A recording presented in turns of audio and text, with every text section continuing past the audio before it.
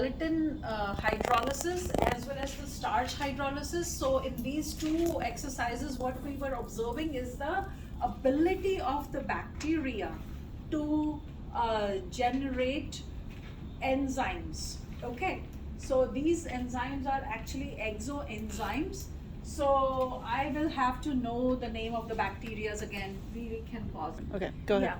So guys, we did two hydrolysis exercises, gelatin and starch. So a gelatin is a very large protein, and in order for the bacteria to use that protein in the media, it needs to release an enzyme called gelatinase. Okay, so this gelatinase enzyme has to be produced by the bacteria in order to break down the gelatin into smaller pieces. So that's what we tested, whether these two bacteria, B. cereus, Bacillus cereus, and Staph epidermidis, whether which one of these two had the ability to produce the gelatinase enzyme, which is an exoenzyme. Okay, so what we observed is after inoculating and incubating, we had put them in the ice bath. Remember, why did we put them in the ice bath? Because we do not want to get a false positive test, right? Because once we place it for 5 minutes in the ice chest, the liquidy media will again revert to solid media in the ice bath. Okay, so even after placing it in ice bath, if the broth of inoculated with these bacteria, if it did not turn back to solid, that means that bacteria was positive for the production of this enzyme called gelatinase. Okay, make sense? So we observed that Bacillus cereus remained liquid broth even after incubating in ice bath. Okay, so that shows Bacillus cereus only had the capability to produce the enzyme gelatinase and cleave or break down the gelatin. This is what we mean by hydrolysis. Okay, S. epi was also grown, but even after keeping it in ice for 5 minutes, it still remained solid. Okay, that means S. epidermidis does not has the capability to produce the enzyme gelatinase. Now we will proceed towards starch hydrolysis. So we had some starch plates that we inoculated with these two organisms. One was again Bacillus cereus and the other one was Staph aureus. So in case of after incubating them, what we did is we poured a detection reagent called iodine on the starch plates. Okay, they both were inoculated, if you remember, side by side. We divided the plate into two zones, two quadrants. On one side we inoculated Bacillus cereus, on the other side we had inoculated S. aureus. Okay, so when we poured the iodine, which is the detection reagent, iodine is supposed to detect starch. Okay, this media has starch in it, and starch again is a humongous polysaccharide, meaning lots and lots of glucose dimers or glucose monomers and disaccharides are there in that. Okay, so starch is very hard to digest. So some bacteria have to produce the enzyme called amylase in order to digest the starch. So if you remember, once your colony grew and you poured iodine on your plate, you saw Staph aureus showed the blue-black color. Okay, whereas Bacillus cereus did not show the blue-black color, meaning there was no color. So if there is no color, that means this bacteria, Bacillus cereus, produced the enzyme amylase, which broke starch into glucose. So if starch was broken into glucose, that means starch is not there. So iodine is not going to be able to detect the starch. It will not convert it into blue-black color. Make sense? So here, no color is a positive test, meaning amylase was produced. Okay, whereas if you see blue black color, that is a negative result. That means no amylase was produced to break down the starch, and starch remained intact in this portion. If it remains intact, iodine can easily detect it and it will look blue black color. Make sense, guys? Clear? Okay. We can stop, pause a little. Antibiotic susceptibility, actually what you did is you inoculated your plates with these 4 different types of bacteria. So what you need to remember here is that you have a special type of agar plate here, media, that is called Mueller-Hinton agar. So these are the type of questions that you can be asked. Mueller-Hinton agar. Okay, it has to be a special type of media. It has to be poured to like 7 millimeter consistency should be there in that media. Okay, why? Because first thing what you did is you made a bacterial lawn. So these are the kind of things you have to remember.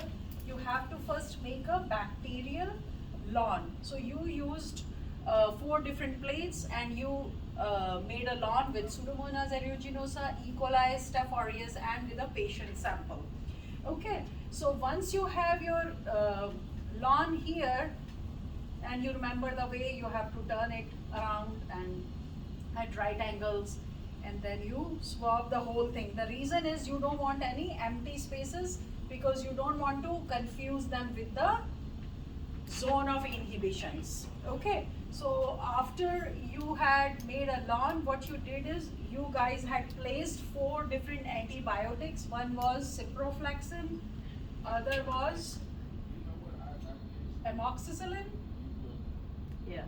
Right? Yeah. Ciprofloxacin, amoxicillin, penicillin. No. Azithromycin and trimethoprim. Azithromycin, ciprofloxacin, and trimethoprim. Okay, so trimethoprim, and the other one was amoxicillin. Yes. So yeah. So it doesn't matter whichever one we use. The main goal here is once you place these antibiotic discs, we incubate them, and after incubation for 24 hours, we read their results. And what we look for is the most important thing. We look for the zone of inhibitions. So what are zone of inhibitions? Those are the areas where the bacteria's growth was affected by the antibiotic. So as you can see, there is clearing here. So this clearing is due to the antibiotic killing the bacteria. So the more bigger the zone of inhibition is, the more sensitive the bacteria is to that particular antibiotic. This is what you need to remember. So what you do normally is you measure the zone of inhibition with the ruler, and we have a chart in our lab book with which we compare, and we come to the conclusion whether our bacteria is R meaning resistant, S meaning susceptible, okay, susceptible, and I meaning intermediate, which means neither susceptible nor sensitive. So these 3 categories you had to put your bacteria in. Make sense?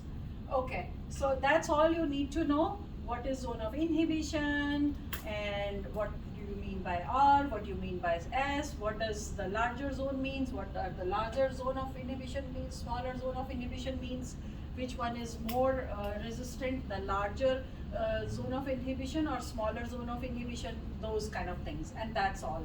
Okay, so after this we did UV radiation. So what we did is we again made a bacterial lawn in this of a bacteria called Serratia marcescens.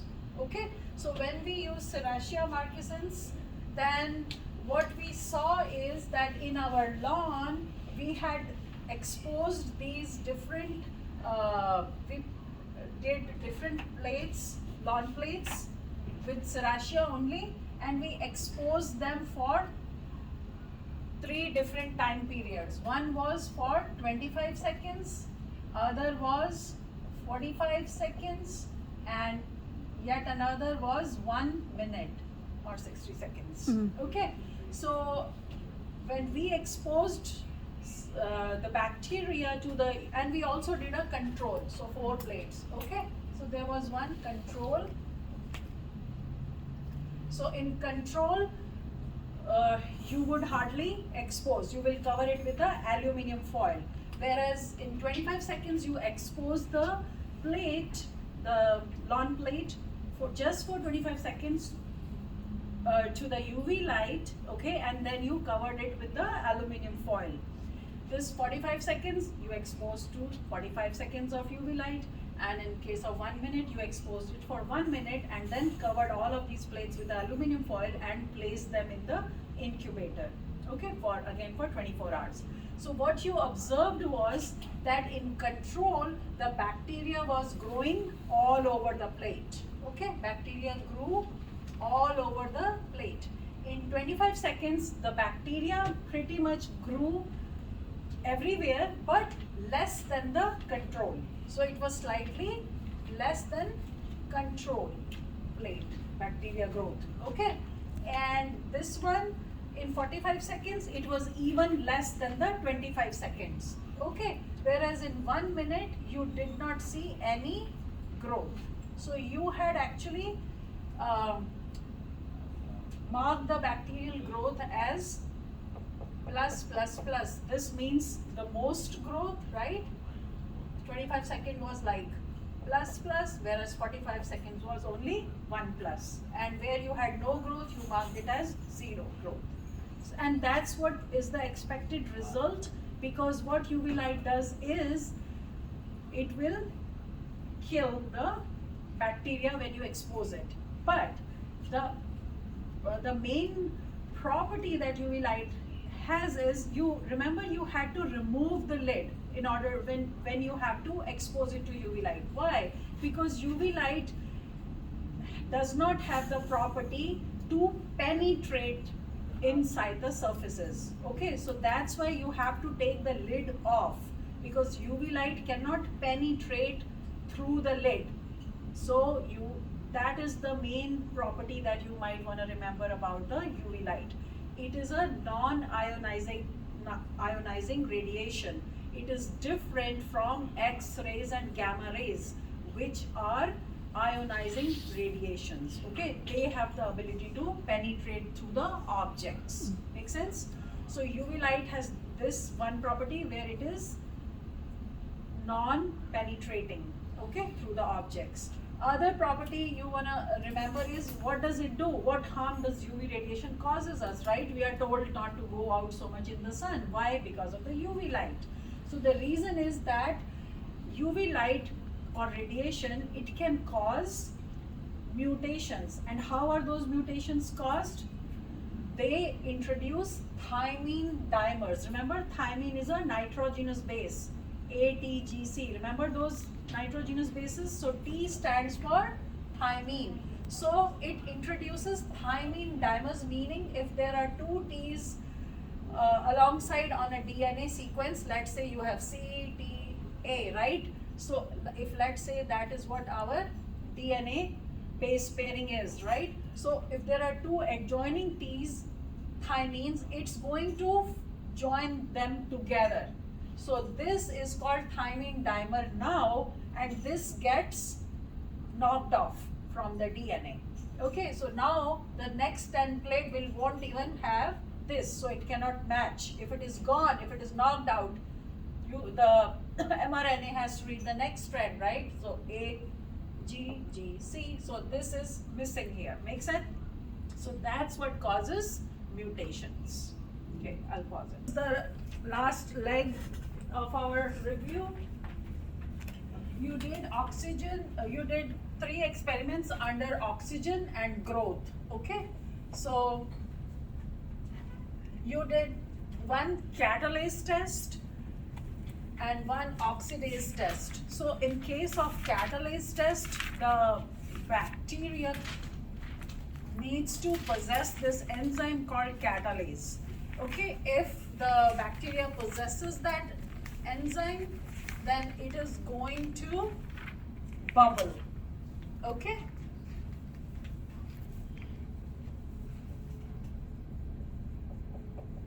So what you had done for this is you had taken a slide, and what you had done is you had taken a loop full of inoculum and kept it of the bacteria. These two bacteria you took, you kept it, and what you did is you poured some hydrogen peroxide on it.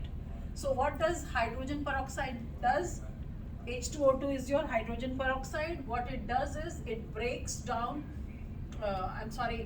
hydrogen peroxide is going to, catalase enzyme is going to break down hydrogen peroxide into hydrogen and water. Why? Because hydrogen peroxide is a toxic, and these organisms cannot tolerate this toxic. They don't want hydrogen peroxide to be inside their bodies because they cannot handle it. So that's why these bacteria like Staph aureus, it's going to produce the enzyme called catalase. Okay, this enzyme catalase is going to break down the toxic hydrogen peroxide into water and oxygen, and both are good for organisms or bacteria, right? You want water all the time, and you want oxygen also for breathing, right? So that's what was your catalase test. Now there are some organisms that make this enzyme called cytochrome C oxidase. So cytochrome C oxidase is actually, this is again part of the cellular respiration metabolism. Okay, so the third step in cellular respiration is electron transport chain, where the electrons are donated by electron donors and they are accepted by the proteins called cytochrome. So cytochrome C oxidase is the enzyme that will facilitate this reaction. Okay, so that's the theory concept behind it. Okay, so but the test was very easy. You had done Pseudomonas, and which was the other organism? E. coli. E. coli. So only some bacteria have this ability to produce this oxidase enzyme. We just call it in short oxidase instead of saying cytochrome C oxidase. So when you tested, what you did is on the swab, if you remember, you poured the reagent that had oxidase in it, okay, meaning the enzyme, and when you poured it, the bacteria that was positive for oxidase, it turned blue or purple in color. Whereas E. coli, it does not possess this oxidase enzyme, it did not show any color. And that's all is there to this test. It's a very simple test. These two tests are very important when you do the unknowns. So that's why we let you do that, because only few bacteria have this ability to produce these enzymes. Okay. Now the third one that you did today, you read the results, that was aerotolerance. Again, it has to do with the oxygen requirements, and I have already made a video on it, but just quickly I'll say you should be able to identify the obligate aerobe bacteria, obligate anaerobe, and facultative anaerobic bacteria. Okay, so the ones that grew only on the top of the BHI broth, they are obligate aerobe. The ones that like Clostridium that grew only at the bottom of the thioglycolate tube, the BHI tube, they are obligate anaerobe. And the ones that grew throughout the tube, they were facultative anaerobic bacteria. Okay, and that to that category, E. coli and Enterobacter, they belong to that. Enterococcus belong to that category. Whereas Alkali genes faecalis was a obligate aerobe. It grew only on the top. So that summarizes the all the labs that you did for your practical exam 3. Thank you so much for watching.